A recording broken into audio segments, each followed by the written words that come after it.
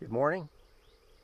It's January 26th, mile 166, I believe. That's Lake Fontana. Extremely mild this morning. Feels like it's like 50 degrees right out of the gate.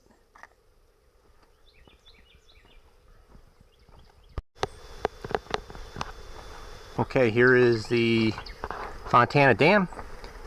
And listen, I want to apologize to everyone for kind of like leaving you on a cliffhanger last night. But bottom line, I mean, I think I used my whole month's worth of data to put that video out from the shelter because I wanted to get that guy's picture out as soon as possible and kind of tell the story. But I should probably recap how last night went. So here's the deal. As soon as I got into the shelter, it was immediately evident to me that young man was paranoid schizophrenic. He was basically talking a lot of illogical stuff and about how people lie to him all the time, and he was bringing up all these instances of people that I don't know, I don't have anything to do with, that had lied to him, and all the specifics of the story. And he was ranting on and on about people following him through the woods, and it was very evident to me immediately that no one was following him. No one would have any reason at all to follow this guy. He was just like some homeless young guy living out of a dirty backpack, so why would anyone want to follow him? So all this was in his mind, that people were out to get him. So I'm just sitting there calmly trying to sew my poncho together. I don't want to irritate the guy, but I asked him, I said, how do you know that these people you think are following you aren't actually just like fellow woodsmen out enjoying the backcountry? And I would try to explain his answer to you, but it was like, first of all, there's no logical way that he could answer that question. So everything he told me was nonsensical. He was talking about red flashlights in the woods and footprints going in circles, and a fisherman that got ahead of him somehow. It's like me trying to logically explain his illogical story is impossible. But then he like kind of went down a dark road where he started talking about, like, if they did catch him, that, you know, he would let his demons out, and you know, he's not afraid to hurt people, and he'll protect his family, this, that, and the other thing. And that now it's dawning on me that, like, these imaginary people that he thinks are following him are actually like dudes like me that are just out hiking in the woods. And if he got the feeling that I was trying to capture him or whatever was going on in his mind, that the guy was going to try to hurt me. So that was very disconcerting. At that point, he packed up his stuff, and he said he had to get out of the shelter, that he needed more marijuana. He was out, and that's why he was so agitated, and he couldn't be around people. So he left the shelter. Before he left, I said, isn't that your gear up there? He said, no, that's another backpacker's gear. That guy went to get my dog some food in town. I'm like, all right. So he left, and now I'm sitting there alone in the shelter, and I'm thinking about all this gear up in that loft. I mean, it was a full backpack and a sleeping bag on top of a pad laid out. And I'm like, oh my God, what if this guy isn't coming back? What if he's, you know, floating in Lake Fontana right now? Which is just a fog-covered coolness right now. So I waited, and it got dark. And finally I was like, screw this, I'm calling the authorities. So I called 911. I explained the whole situation to a 911 operator at some sheriff's office up here. She said, all right, we'll get a deputy on the way. I told her I had video footage of the guy and everything. So about half an hour goes by, and I get a call back, and it's a different agency. And they're like, oh, we think that might be our jurisdiction. What happened? So I got to re-explain the whole thing to that agency. And they're like, all right, we'll get a deputy on the way. Well, like 15 minutes later, I get a call back. Now it's Forest Service. They say, we think it might be our jurisdiction.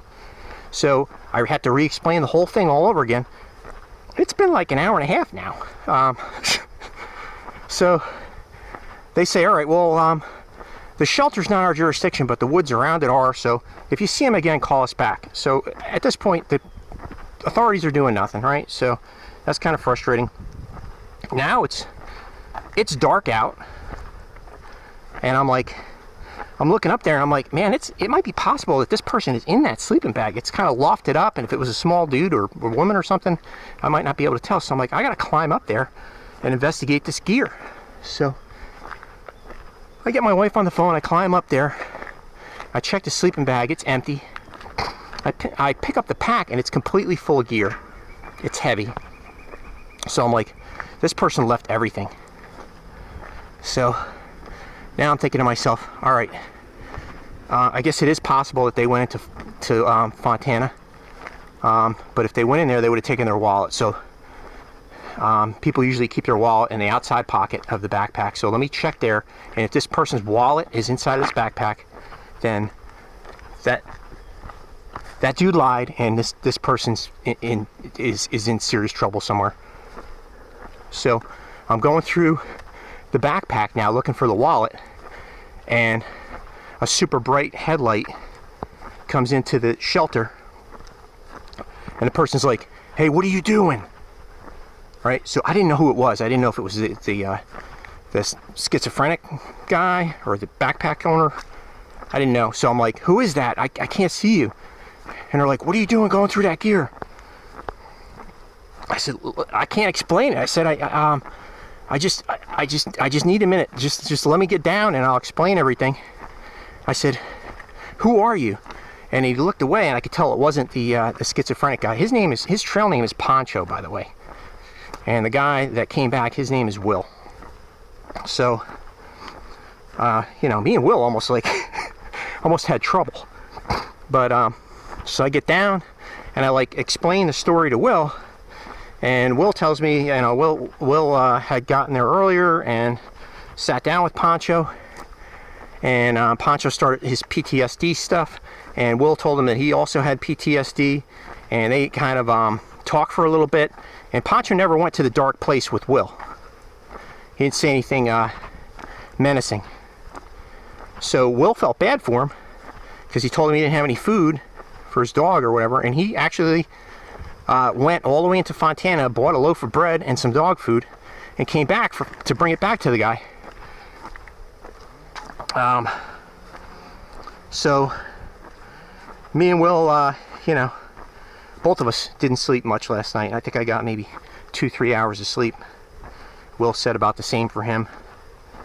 And come to find out that Poncho is a northbound hiker, just like me. So that's awesome. So that's the whole story.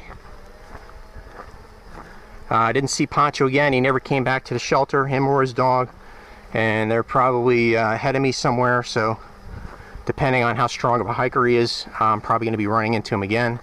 And right now the plan is, if he's at the shelter I arrive at, I am going to keep on going. So yeah, that's it. 9 minutes of story. So this might be a standalone video, I don't know. I believe this is the entrance to the Appalachian Trail, going into the Smoky Mountains. So I got 3 options today. I think there's a shelter at like the 8, the 10, and the 13 mark, or the 7, the 10, and the 13 mark, or something like that. See how I'm feeling. Hey, there's the AT through hiker permit box, or if I had a paper copy of my permit, I would drop it there, but I don't, so we're gonna keep going. We'll see how my body feels today, and which shelter I end up at. All right, it's 10:40. Made some elevation gain in the Smokies. And we got a great view. Very mild day today. Feels like, I don't know, 50, 60 degrees out. Periodic like 20-mile-an-hour crosswind. But nice day. That poncho guy is still on my mind, so I kind of worked out a plan for how I'm going to deal with him. Absolutely will not be staying in the same shelter with that gentleman. So my plan today is I'm going to aim for the 11.5 mile or whatever that shelter is there, the middle one. And if Poncho's there, then I'm just going to push on. Probably be uncomfortable for me to hike that long of a day today, but I'll do what I got to do. And it's really just a shame that I'm out here in this beautiful scenery, and that guy is just hanging over me like a dark cloud, man. He really put the kibosh on my experience so far today. The mental whammy. But I'll get over it. And I forgot to mention that the other Will told me that Poncho confided in him that he was in prison for stabbing somebody. Great. Yeah, so I'm walking up this trail here, and you can see how all these leaves are piled up. And I'm pretty sure that's because it stormed all night last night. Lightning and thunder. And I'll bet you this trail is a river. All these leaves just got swept down. So I'm grateful that I didn't have to experience that hiking in this river. Check out this tree TP. And it's still alive, man. That is like awesome. That would make the perfect fort, like as a kid. That's cool. Well, I spent all morning ascending, and then it's just been kind of like a ridge run or a steady up and down for the last I don't know, hour or so. It's like coming on 1 o'clock. No snow, and I mean it's positively mild out here. It feels like, it doesn't even feel like a winter hike right now. It's crazy. I really expected the exact opposite out of the Smokies, but just a gorgeous day to be out here hiking. Couldn't ask for better weather. Just arrived at the, I think this is the Molly's Ridge shelter,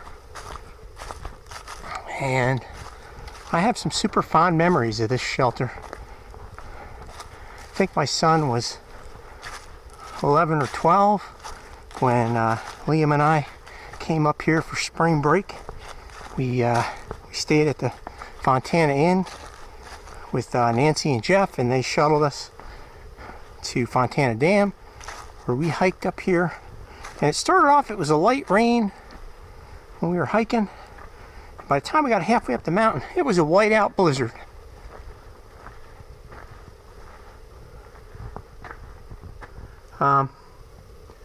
Yeah, and we got up here, man, and they had this sheet closed just like that, and I got Liam in there and tucked him into his sleeping bag.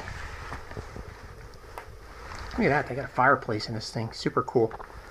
Cooked up some dinner, got all warmed up, and yeah, we made it up here.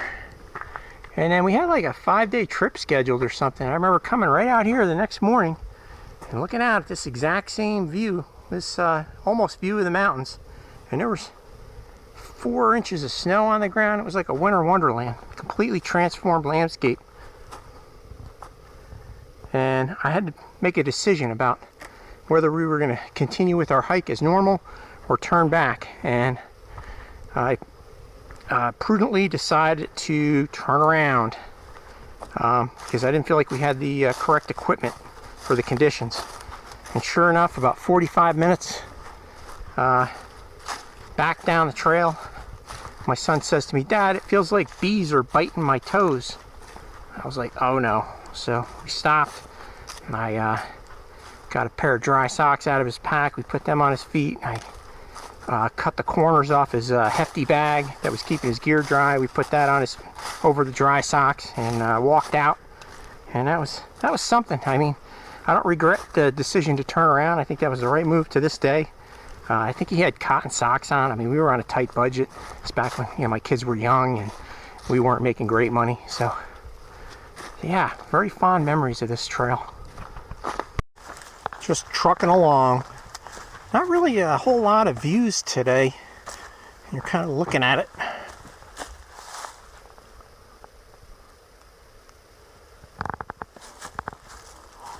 Maybe tomorrow.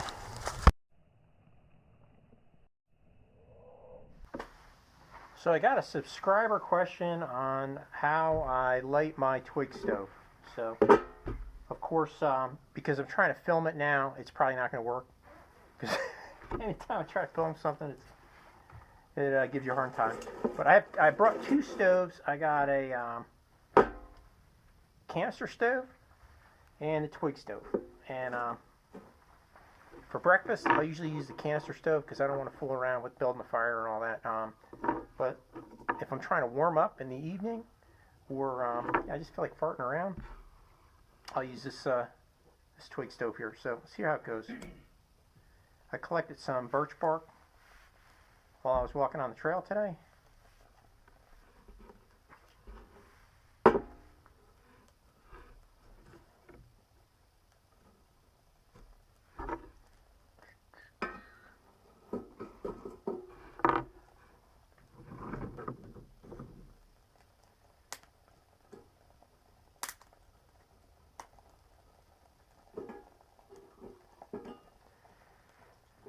Get the birch bark going, then I just snap some twigs on top.